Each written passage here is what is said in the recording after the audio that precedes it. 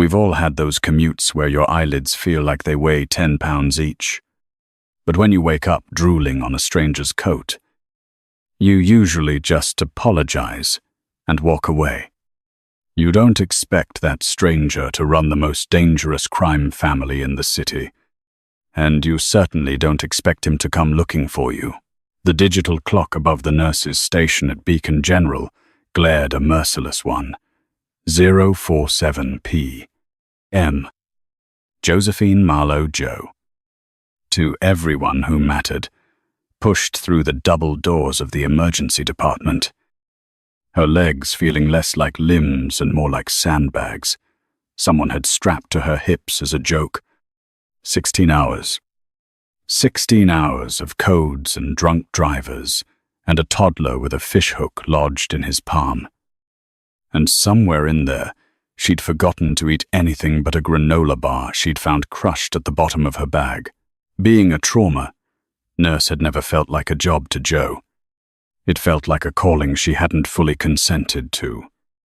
The kind that took a little more of you every year and never quite gave it back. At 275 pounds. She felt every one of those 16 hours in the swelling around her ankles and the low, grinding ache that lived permanently in her lower back now. Like a tenant who'd stopped paying rent but refused to leave. Outside, the December wind coming off the harbor cut straight through her scrubs, and she yanked her heavy camel-colored wool coat tighter around herself as she walked. It was a soft, warm color, almost buttery under the streetlights, and she'd bought it 3 winters ago, specifically because the saleswoman had told her, unprompted, that darker colors would be more slimming. Joe had bought the camel coat out of pure spite and never regretted it once. She always felt like this at the end of a shift, hyper-visible and completely invisible in the same breath. People saw her size first. They always did. Strangers' eyes did the quick, involuntary flick down, then away, before they ever got around to seeing anything else about her. Most nights, she'd learned to let that roll off her like rain off a coat. Tonight, she was too tired to feel anything at all. She just wanted her bed, and the 14 steps up to her 3rd-floor walk-up in Dorchester, and 8 hours of nothing. The station for the number 9 line was nearly empty, smelling faintly of wet concrete and stale coffee. When the train finally rattled in, Joe boarded a car with only 2 other passengers. A teenager slumped against the window with his headphones blasting something tinny and aggressive, and a man sitting near the middle doors, his head bowed slightly, scrolling through something on his phone. Joe collapsed into a seat 2 rows down from him and let out a breath she felt like she'd been holding since noon. She kept her spine rigid out of old habit, a defense mechanism she'd built years ago, with the art of taking up as little space as humanly possible. But the rhythmic sway of the train was hypnotic, and the heater under her seat blasted warm air against her frozen calves. Her eyelids drooped. She fought it, snapping her head up once, twice. Her exhaustion didn't care. Gravity won. Her head tipped sideways, and the dark folded over her like a blanket. When Joe woke up, she was warm, too warm, and she was resting against something firm, but with a soft give to it, like good upholstery. She blinked, her vision swimming before it snapped into focus on the lapel of a pale camel wool coat that was definitely not her own. No. Wait. It was tan too, but heavier, more expensive. The kind of tailoring that didn't come off a rack. Panic detonated in her chest. She hadn't fallen asleep in her own seat. She'd slid, or he had moved, or the train had lurched, and now she was half tucked into the side of the man who'd been sitting 2 rows away. Mortification flooded her whole body at once. Hot and total Society had spent Jo's whole life teaching her that her body was an inconvenience, a thing that took up too much room on planes and buses and trains, a thing people should have to apologize around, not the other way around. She gasped and scrambled back, her boots slipping on the grimy floor. "Oh my God, I am so sorry." The words tumbled out of her. Too fast. Too high. I was so tired. I didn't mean to lean on you. I'm so sorry. She braced for disgust. For him to brush at his sleeve like she'd left a step. Instead, the man turned his head slowly, unhurried, like nothing about this moment required urgency. He was beautiful in a way that felt almost like a warning. Sharp cheekbones, a jaw shadowed with a day's stubble, and eyes the exact grey blue of the harbour in January cold. Deep and steady. A thin white scar ran through his right eyebrow, barely visible unless the light caught it just right. He didn't look annoyed. He looked, if anything, faintly amused, studying her with an attention that made her breath catch somewhere behind her ribs. "You were exhausted," he said. His voice was low and unhurried, a gravel and velvet baritone that seemed to absorb the ambient rattle of the train rather than compete with it. "It's fine. I basically used you as a pillow." Jo was aware she was rambling. Another old habit. Over-apologizing until the other person got tired of hearing it. "I know I'm not exactly light. Did I hurt your shoulder?" For half a second, the corner of his mouth twitched. "I've carried heavier things." "Sweetheart, you felt like nothing." It should have sounded like a line. It didn't. It sounded like a man stating a fact he'd already settled in his own mind. His eyes dropped not to her body, but to the laminated badge clipped to her coat. Beacon General J. Marlowe. RN Emergency. Long shift. Josephine. Hearing her full name in that voice did something to her spine that had nothing to do with the cold. "Talbot Street." The automated voice announced overhead. "That's me." Jo was up and moving before she'd fully decided to stand, dizzy from how fast she'd risen. "Sorry again."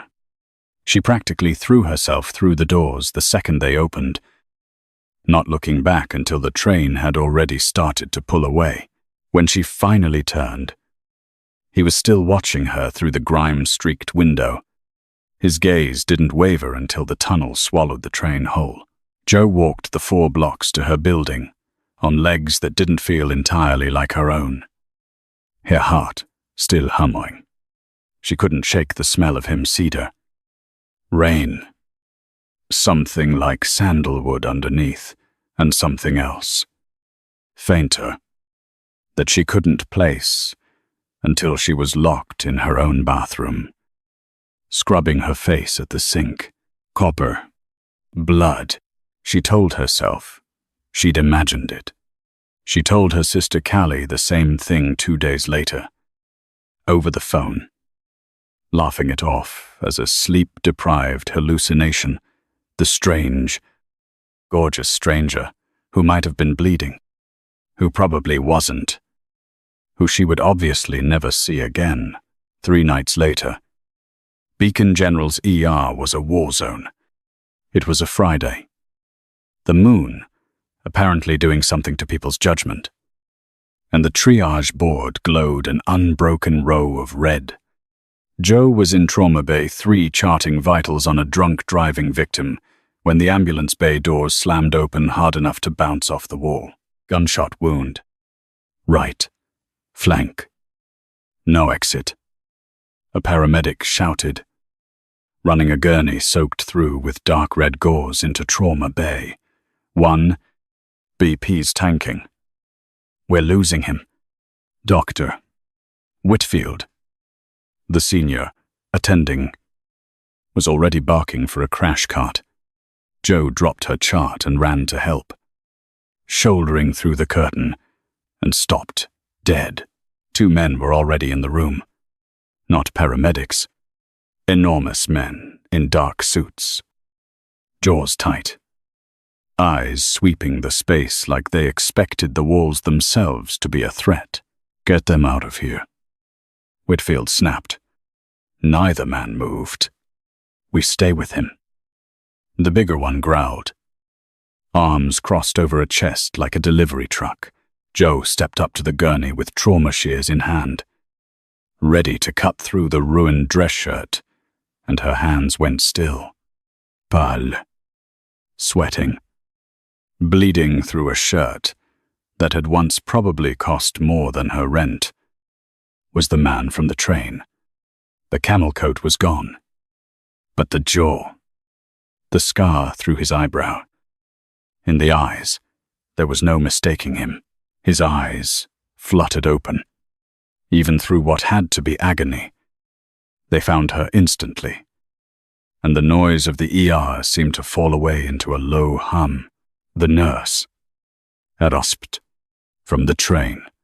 You know him? Marlowe Whitfield asked, not looking up as he packed the wound. No, Jo said, shaking off her shock and letting 14 years of training take the wheel. Just a passing encounter. She started an IV line. Her fingers quick, despite the tremor she couldn't quite kill. Rafe. The man on the gurney wheezed to the larger guard. Clear the hall. Nobody in but doctors. For 20 minutes it was touch and go. They stabilized him enough to buy time for surgery. But Whitfield needed O negative from the blood bank. Fast. Marlowe. Go. No. Jo sprinted out. The hallway was eerily quiet, guarded at both ends by the men in suits. She rounded the corner toward the blood bank and nearly collided with an orderly pushing a mop bucket. Watch it, he muttered. Head down. Something in Jo's brain snagged. Standard issue blue scrubs. Sure, but heavy black, tactical boots, instead of the non-slip clogs every orderly on staff wore. And his ID badge was flipped backward against his chest. She grabbed the blood and hurried back, pulse climbing. As she reached Trauma Bay 1, she saw the orderly again, not mopping, standing near the entrance, watching. Rafe and the second guard had turned toward 2 police officers who'd just arrived at the front desk. Distracted for exactly the wrong 3 seconds, the orderly reached into the mop bucket. What came out wasn't a sponge. It was a matte black pistol with a long suppressor screwed onto the barrel. He took a step toward the curtain. Jo didn't think. If she screamed, he'd fire. If she ran for help, the man on that gurney would be dead before she got back. To her left sat a fully loaded stainless steel linen and supply cart, easily 220 pounds of dead weight on wheels, every ounce of adrenaline she had detonated at once. For years she'd hated the way her body took up room in the world. Right now, physics didn't care about any of that. Mass times acceleration equals force. She threw her whole weight into the cart with a guttural yell and drove it forward like a linebacker. The wheels caught the linoleum, and the whole thing became a missile. The gunman barely turned his head before 220 pounds of steel slammed into his ribs and pinned him against the drywall with a sound Jo would hear in her sleep for weeks. The gun clattered free. Before he could recover, Rafe and the other guard were on him fast. Brutal. Over in seconds. He was unconscious on the floor, jaw shattered. Before anyone in the department fully understood what had happened, Jo stood there, gasping. The 2 bags of O negative clutched against her chest. her knees shaking so hard she had to lean against the wall. The curtain to Trauma Bay 1 pulled back. The man was sitting up slightly against Whitfield's frantic orders, pale as paper, staring at the unconscious gunman and then at the dented cart. His eyes finally landed on Joe. He didn't look surprised. He looked fascinated. "Marlowe. The blood," Whitfield shouted, oblivious to whatever war had just spilled into his hospital. Joe handed it over, hand shaking so badly she nearly dropped the bag. Once he was prepped for surgery, she stepped out to scrub her hands, feeling something close to nausea. The water ran cold and did nothing to slow her pulse. When she came out of the bathroom, Rafe was waiting, watching her with something new in his expression. Respect, maybe, or wariness. "Boss wants a word before he goes under." She followed him back. The anesthesia team was already pushing the IV sedative. His eyes found her one more time. Sharp, despite the pain radiating off him in waves. His hand came up bloody, scarred across the knuckles and closed weakly, but absolutely around her wrist. "Full name," he said. "Josephine. Josephine Marlowe. You shouldn't have done that."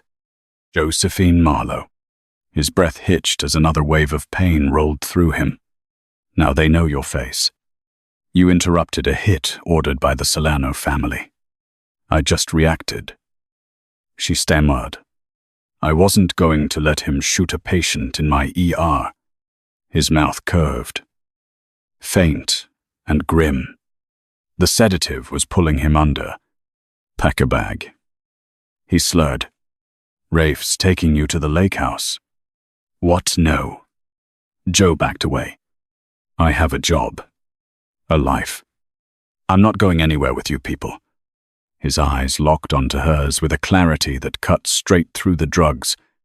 "You saved my life, Josephine. In my world. That means I own your debts. It means you belong to me until I say you're safe." The monitor beeped, steady and unbothered. He was under. Joe turned to Rafe, genuinely terrified for the first time all night. "I'm not going." Rafe stepped between her and the door. "Not unkindly. Miss Marlowe, with all due respect for what you just did, it wasn't a request." The ride out of the city was a blur of tinted glass and heavy silence. Rafe drove a matte grey armored transit van through streets that had gone eerily quiet, taking a route that eventually fed onto I-95 North, toward the main border. Joe sat in the back with her fists clenched in her lap, no longer crying, no longer panicking, just cold, denser, and furious. She was a professional. She paid her taxes. She worked brutal shifts and minded her own business. And now, her phone was somewhere at the bottom of the Charles River, tossed out the window by Rafe 15 minutes into the drive.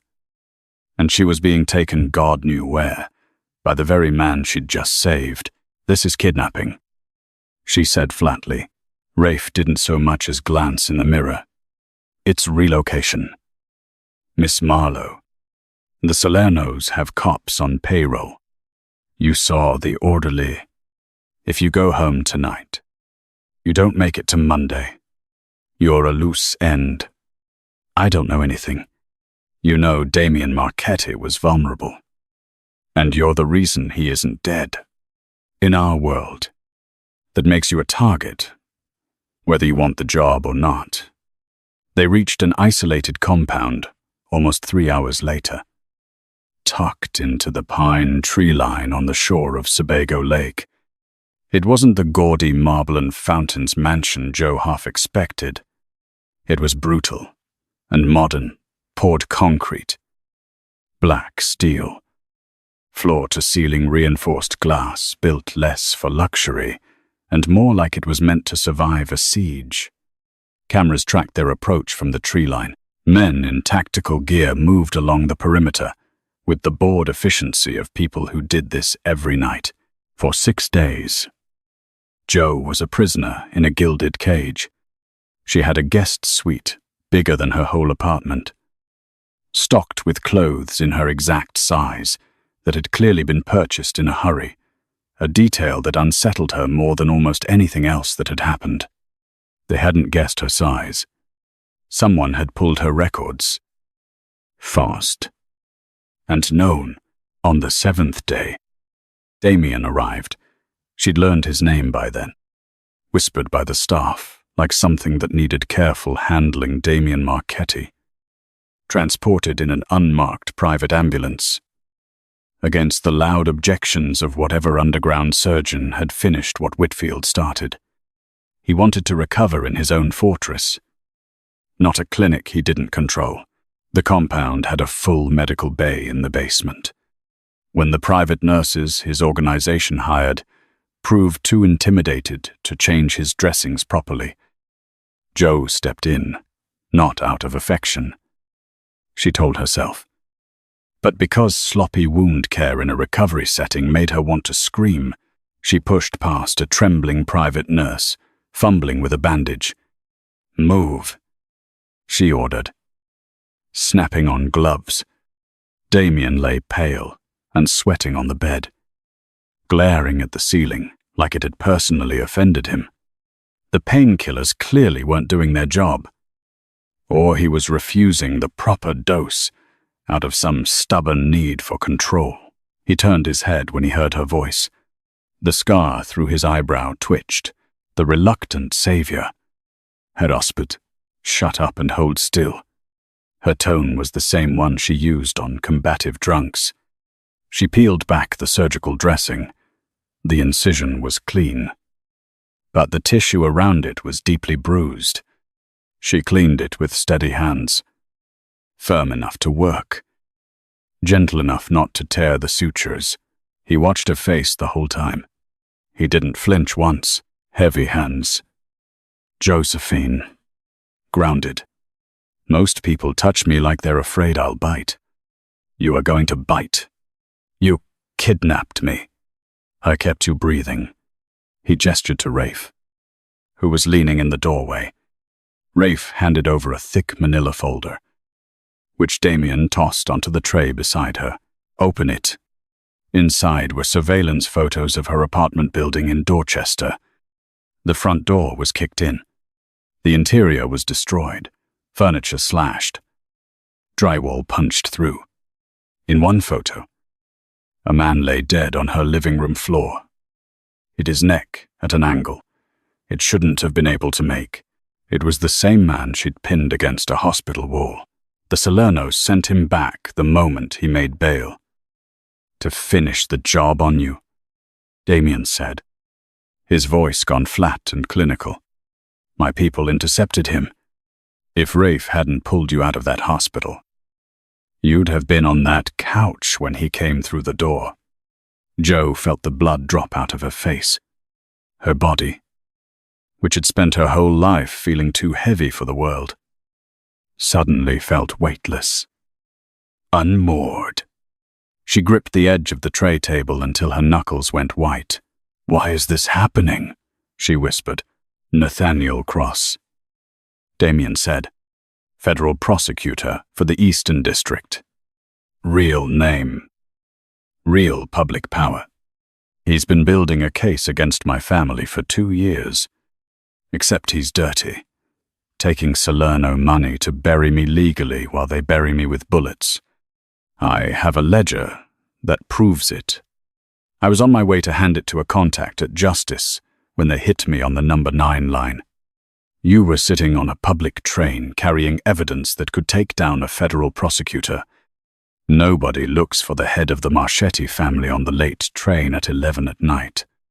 A dark flicker of amusement crossed his face. Except you? You just needed a pillow. He reached out, wrapping his hand around her wrist, thumb brushing over her pulse.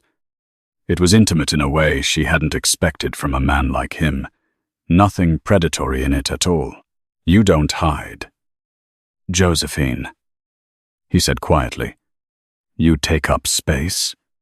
You stand your ground. I need that right now, because Cross knows I'm alive, and the Salernos know exactly where I am." That night, alone in the guest suite, Joe lay staring at the ceiling and thought about calling Callie, and then remembered she had no phone, and no way to explain any of this that wouldn't sound insane. She thought about her mother, who'd have a heart attack if she knew where her daughter was sleeping. She thought about Priya, her closest friend on the unit. Probably assuming Joe had finally snapped and quit without notice, guilt sat in her chest like a stone she couldn't put down. 2 days after that, unbeknownst to her, Callie had already filed a missing person report with the Boston PD, sobbing to a bored desk sergeant that her sister never missed a shift without calling. The report went nowhere. The name attached to Joe's disappearance had already quietly crossed a federal prosecutor's desk, and Nathaniel Cross had personally made sure it never surfaced anywhere useful. The attack came on the 11th night, and it wasn't announced by an alarm. It was announced by absolute darkness. A brutal winter storm was hammering the lake, rattling the concrete walls, when at 11 o'clock the lights simply snapped off. Joe, half asleep in the guest suite above the medical bay, waited for the low hum of the backup generators. It never came. 10 seconds. 30. The generators had been disabled. Gunfire erupted below. Not the loud, theatrical banging of movies, but the sharp mechanical crack, crack, crack of suppressed rifles. Joe threw off the duvet and didn't waste time looking for shoes. She'd learned, over the last week, how to move through this house quietly, how to distribute her weight, so her footsteps didn't announce her. She slipped into the hallway. The stairwell already smelled like pulverized drywall and something acrid underneath it. Below, men were shouting in overlapping English and Italian. "Fall back. Secure the package." Rafe's voice cut through the chaos. Joe ran toward the medical bay instead of toward the front door. If Damian died, she had no leverage, no protection, no way out of any of this. She took the emergency stairwell 2 at a time. Bare feet, slapping cold concrete. The steel door to the medical suite stood open. Rafe was hauling a bleeding guard through it, firing blind down the corridor behind him. Joe grabbed the heavy steel handle and slammed it shut, the second they cleared the threshold, throwing the deadbolt. The bay was lit only by the sickly green glow of the exit signs and the battery backup on the monitors. Damian was sitting up on the edge of the bed, gripping a pistol, his face gray and tight. They breached the perimeter. Rafe panted, tying off a tourniquet. At least 15 men. Full tactical. They bypassed every sensor. Cross must have given them federal jamming frequencies. Heavy, rhythmic pounding started against the medical bay door. "Breaching charge," Rafe shouted. "Get down." Joe didn't drop. Her clinical brain was already sorting the room into a list of chemical and physical tools. They were trapped. The door would stop bullets. It wouldn't stop explosives. "Rafe, get him into the radiology room. Now. The walls are lined with lead. That's the point. Do it." Rafe didn't argue twice. He hauled Damian to his feet, and Damian gritted his teeth and leaned into him, stumbling toward the reinforced door that housed the compound's imaging equipment. Joe ran the other way, to the corner where 3 pressurized oxygen tanks stood, chained to the wall. the industrial kind feeding the surgical ventilators. She grabbed a heavy wrench from the maintenance kit and started swinging at the brass valves, cracking them clean off. The hiss of pure oxygen filled the room, deafening, and the air went thick and cold. Josephine Damian's voice, sharp, from the radiology doorway. She ran to the rolling defibrillator cart, unplugged it, switched it to battery, and cranked the charge to maximum. She yanked the shock paddles free, slicked them with conductive gel, and slapped them onto the metal surgical table dead in front of the main door. The pounding outside stopped.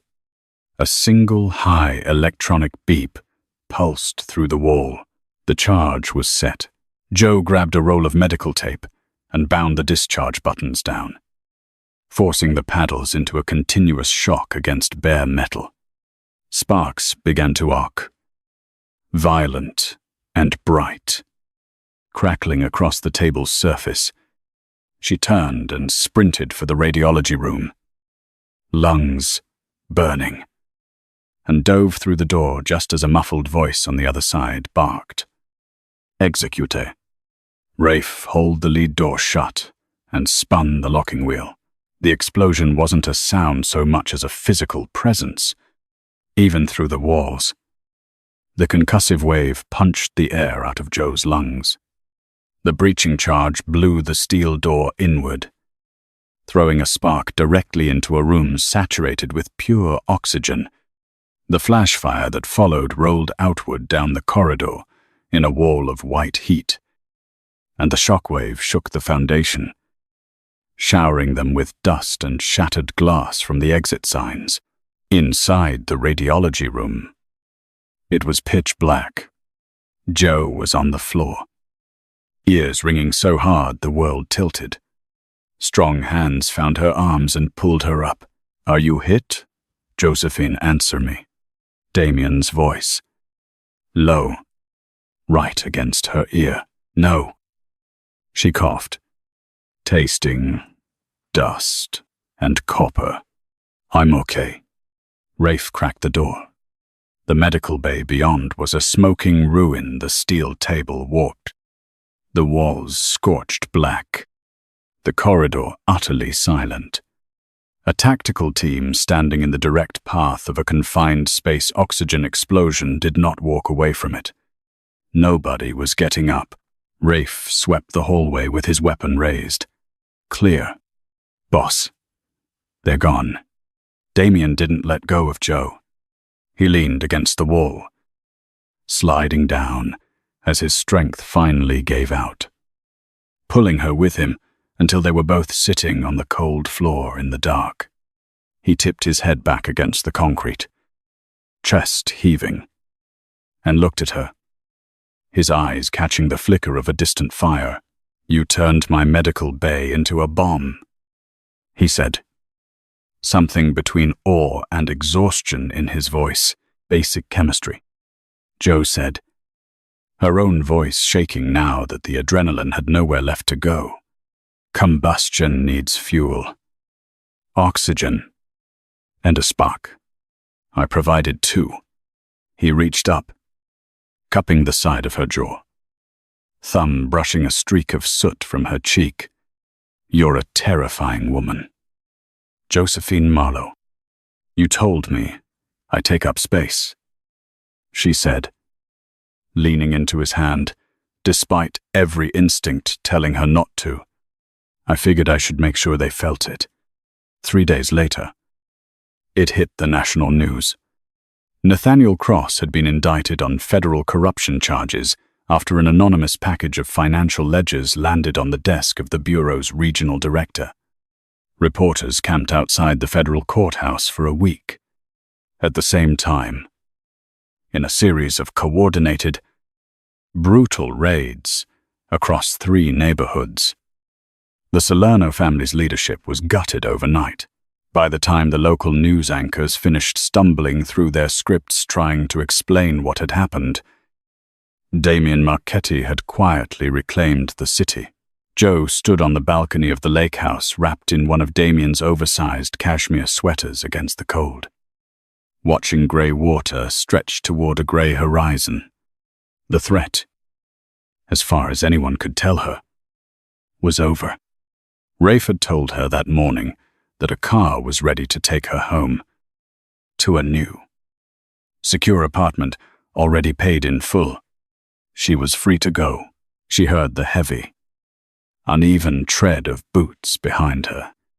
Damian stepped onto the balcony, leaning slightly on a cane. His posture, still commanding, despite the injuries that clearly hadn't finished healing. Cars waiting. He said quietly, coming to stand beside her. Looking out at the same grey water, Joe didn't look at him. She looked down at her own hands on the railing. Capable hands. Heavy hands. Hands that had, twice now, kept this man alive.